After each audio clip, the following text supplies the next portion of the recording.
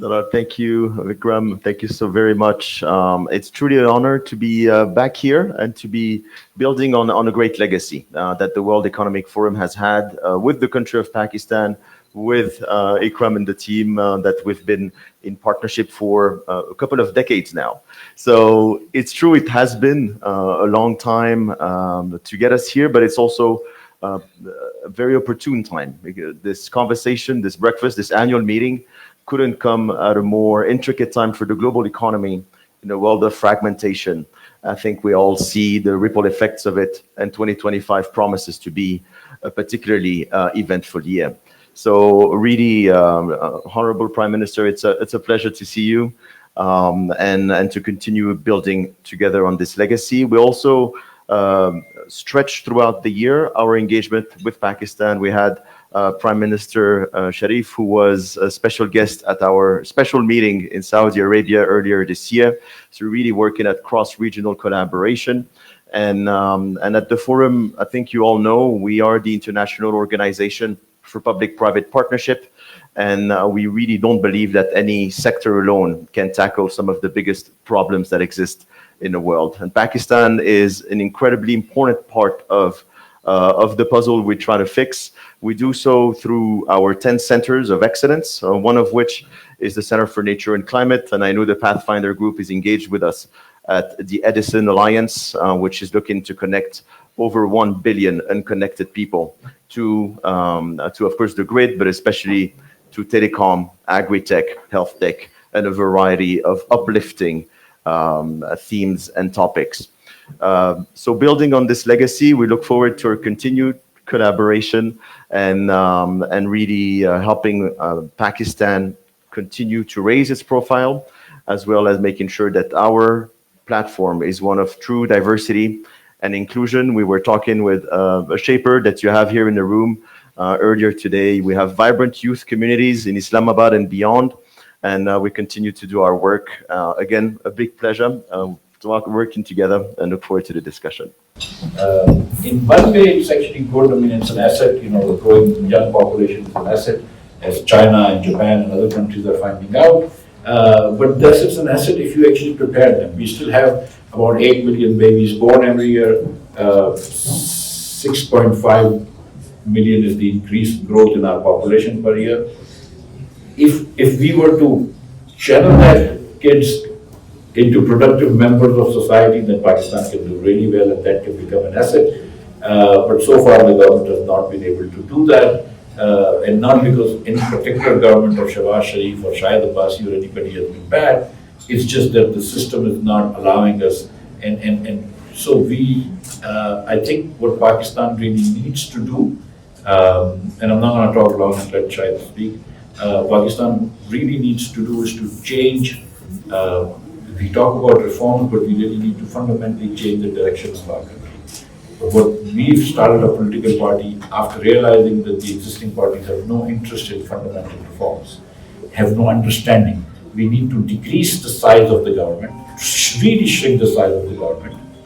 Where we can use private sector, we should use private sector, like in for instance, Pakistani airline, for instance. I mean, that we lose 100 billion rupees a year.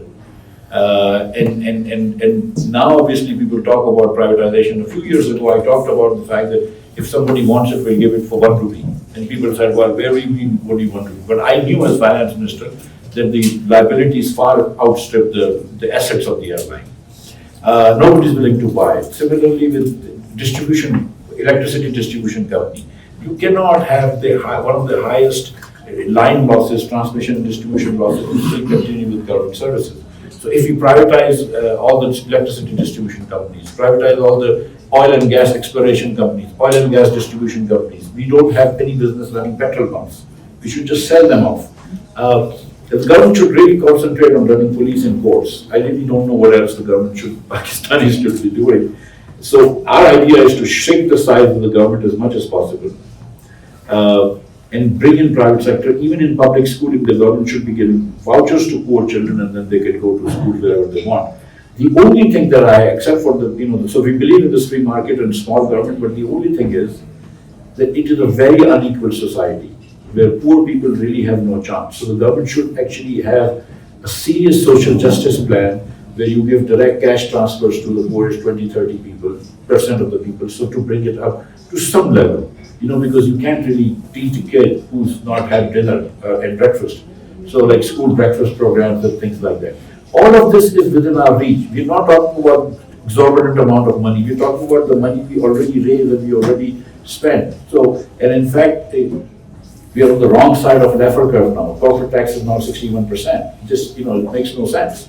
So, I mean, we can really reduce taxes, reduce the size of the government, do some cash transfers and try to utilize private sector, because the fact of the matter is the government, I don't care about the rest of the world, but the government in Pakistan doesn't work. And so, whatever the theory is, we have serious government failures in Pakistan, so we need to reduce the size. That's what our Pakistan is, and I hope one of these days we do this, so then we will finally take off. Thank you. And if you've been to this breakfast before, you'll know I always talk about what a great helicopter pilot he is. And that we've been flying together. He comes to see me in Texas and we fly together. I think it'd been 10 to 15 years since you flew a helicopter and I put you in, and right away he hadn't forgotten a thing. So a natural helicopter pilot in Pakistan. And so I'm honored to be here. And I think the key to the relationships between Pakistan and the United States, at the end of the day, it's always, I believe, the best diplomacy is business to business.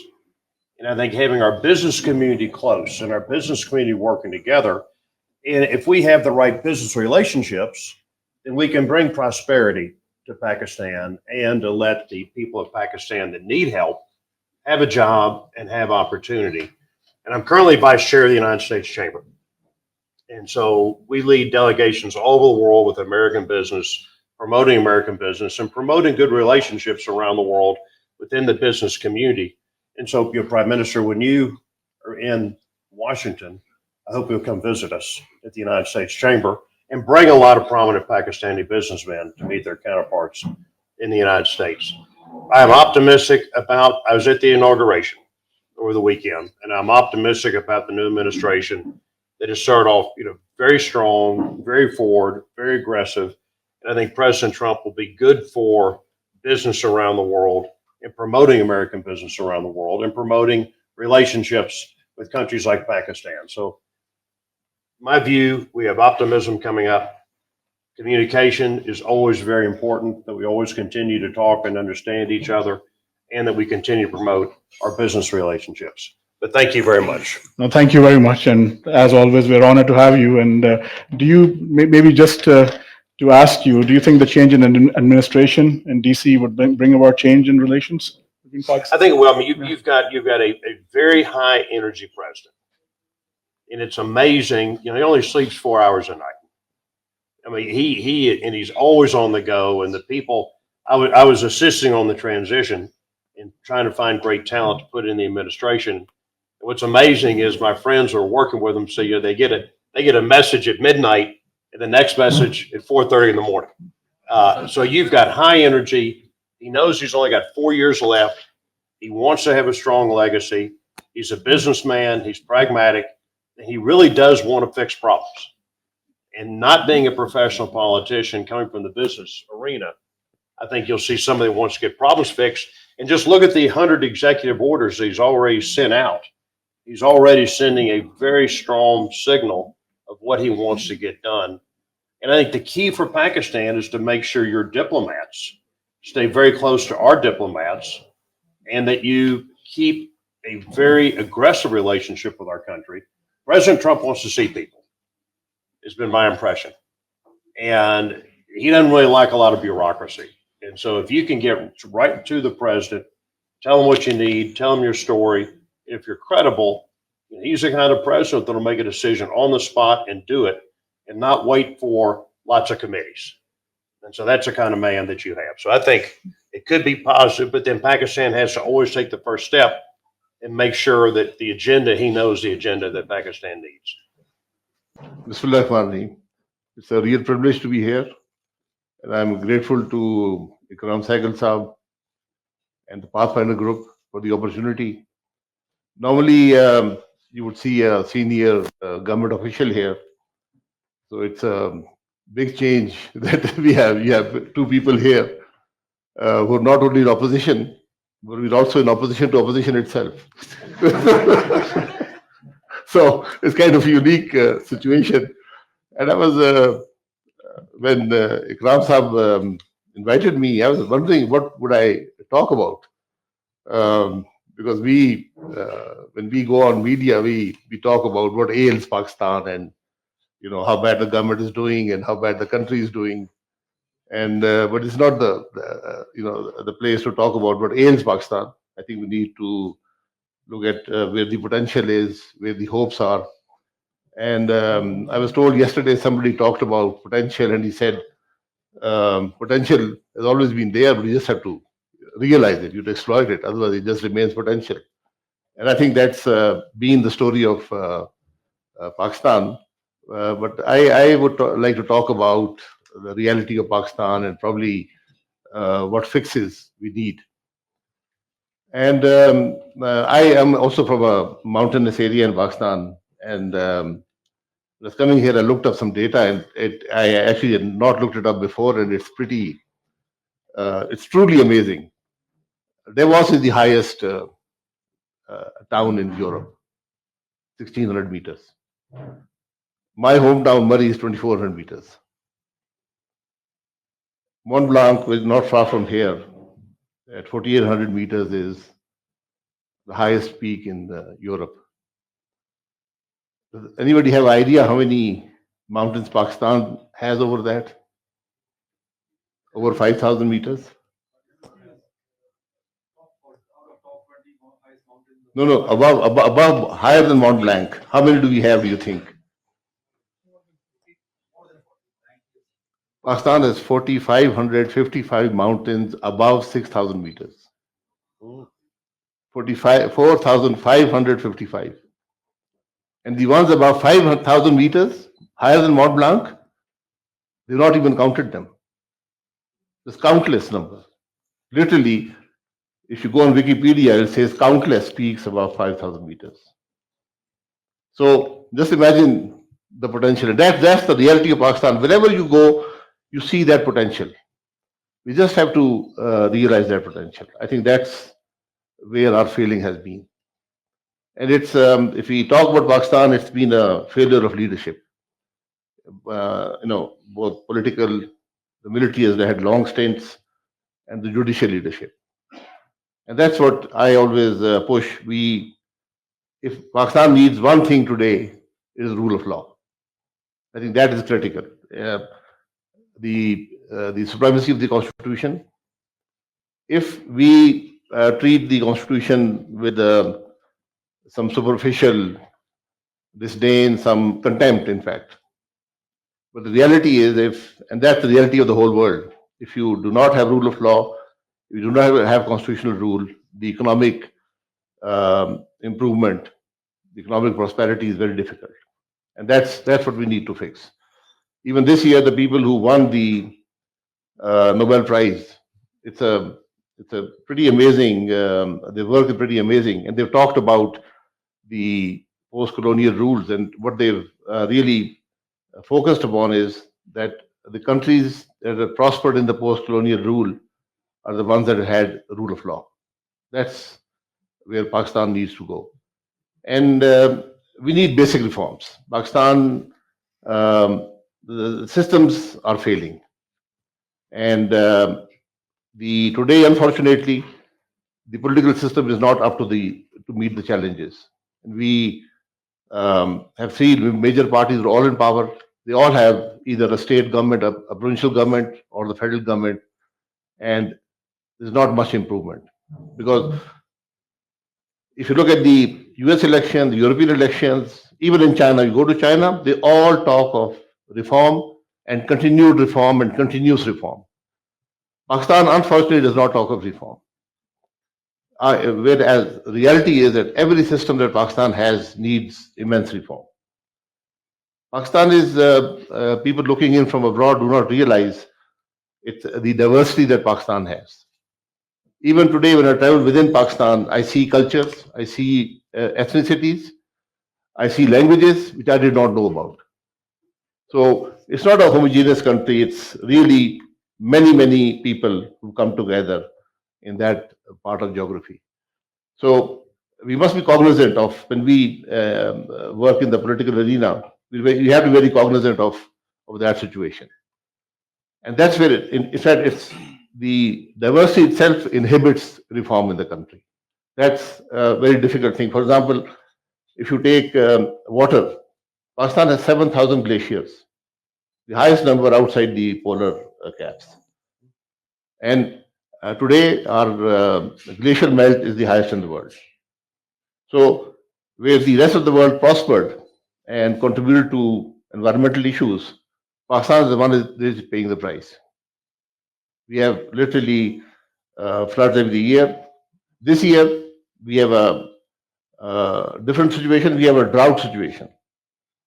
So, the global warming, the environmental issues they're seriously impacting Pakistan today. They're affecting the economy, they're affecting the people, and these are challenges that the world needs to come together to meet. Pakistan, administratively, we've been always, myself and Miftah have been advocates of, we have four provinces which have disparity in size and population, huge disparity. One province is 2/3 of the population, and another one is 2/3 of the land mass. So there's always the apprehension about the majority province controlling the country. So our solution has always been to break up Pakistan into new provinces, and if not into new provinces, because there are serious local issues which inhibit that. Some are historical, some are ethnic. Our solution has been to devolve power. We have devolved power down from the federal government down to the provincial governments, but now I think it's time to devolve it down to the district level, so the district can compete with the financial authority. So the districts can compete on what the police force works, how good the education is, how good health is, and I think that will create a healthy environment for Pakistan to move forward. The first time I came to Davos was in 1971 with the then Prime Minister. And we were 1991. And at that time, we were the darling of the Davos Forum, because Pakistan had a very successful start to its privatization program. We were, in fact, the first country in the world. The first sale of a privatization of a financial institution was done in Pakistan. We sold a bank. 4 months from the start of the transaction to handover. It's been a very successful transaction. There had been no financial institution sold in the world before that. In 1991, the government controlled everything in the country. 450 industries, about 70 corporations, cement, fertilizer, telecom, you name it, the government owned it. Today, we own nothing. So it's been a very successful privatization story, which is not very well told. Then I came here in 7 years back, in 2018, as the then Prime Minister. And there was a very telling small little story there. That year, the star player at Davos was a guy called Carlos Ghosn. Remember him? Head of Renault and Nissan. Yes. So there's a round table within the Davos where you bid for tables and who do you want to sit with. There were 10 tables, and they're all head of state or head of government who come there, and you can sit with these 10 very influential world individuals. And I think there were like 150 people there, and Carlos Ghosn got like 90 plus bids to sit with him on his 10-seat table. So, and these are all heads of state or heads of government. And can you imagine who Carlos Ghosn wanted to see? Pakistan. Because he saw the potential in Pakistan. So he actually came to see us, and it's you must have been there. They're very small rooms, so you your knees are knocking with each other when you sit in those rooms within the small space they give you for as a country. And I asked him, he said, look, I see potential in Pakistan. So I'm going to bring a Renault plant to Pakistan. I'm already done that. And I'm going to build a Datsun. I didn't know Datsun existed, but it did. And I'm going to bring a Datsun plant to Pakistan. Both of those did not happen because the government changed and the government priorities changed. And we had an accountability process which has inhibited growth in Pakistan. So those things never happened. So again, there's a lot of potential that can be realized in Pakistan, but of course, it will remain potential if we do not reap it.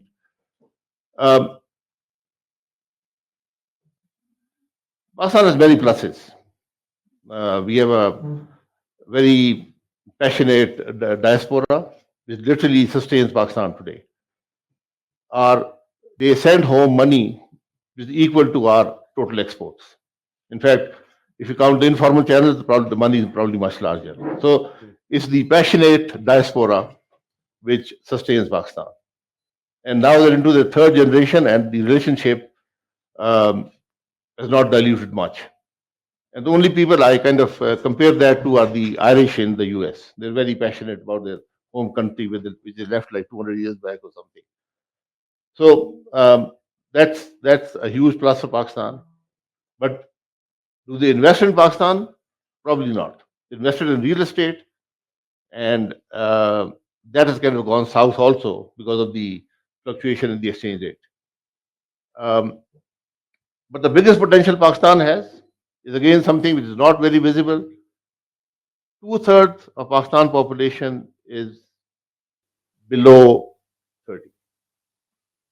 I think it's the biggest youth bulge in the world. Over the last 5 years, there's been a 175% increase in IT exports. We have over 250 plus Education Commission universities that are recognized, a population of 233 million, out of which 192 million are cell phone subscribers, over 120 million broadband. And when you look at they dwarf Japan put together, when you look at some of those numbers. So you see where Pakistan stands in terms of technological growth, in terms of technological improvement. And I think with the right liberalized climate, tax exemptions, a building of the infrastructure, I think Pakistan can really take that leap forward in places that we have fallen behind. Ultimately, we are the home of the world's largest, oldest civilization, the civilization, home to the second highest and third highest peaks in the world, the Prime Minister talked about, home to the deepest seawater port, home to some of the largest salt mines, homes to one of the largest water basins in the world, home to the highest paved road in the world, the Karakoram Highway. This is what Pakistan is, and I've only touched on a few things. Home to the youngest Nobel laureate, home to a double Oscar winner who's here at the World Economic Forum. So you can see Pakistan, we don't need to talk about the potential. We can talk about the reality today. Pakistan, in a lot of ways, is doing extremely well. But I think the things that have been highlighted, poor governance, I think structural reforms, especially economic reforms, and devolution of power. And I think we are in the era where small government is coming back everywhere. I think when you look at the various elections and so forth, I think people have come out resoundingly in the face of that. People want government and a bigger private sector. So with that, I'd like to thank everybody, thank all guests for coming. We will take questions, but I'd like to thank in particular the Pathfinder staff who put this whole thing together, worked tirelessly. I really appreciate everybody's help. Thank you to the Pathfinder staff. Thank you to my father, Ikram Sehgal, who's somebody called the Pakistani Schwab, so we'll go with that monitor.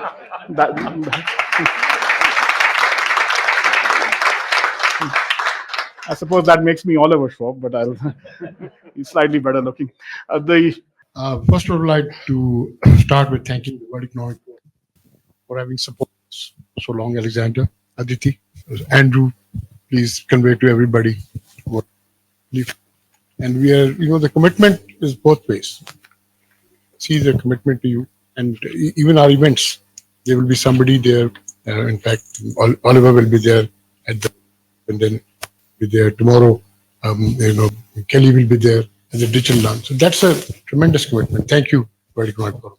Thank you, Miftah Saab and Shahid, because Shahid and myself go back a long way, of course. Father was a friend of mine, but more important, was my commanding officer. The bravest, actually in 1971, in the desert, when everything else collapsed. I always to him, particularly after, because he was one man who was really, really a remarkable person.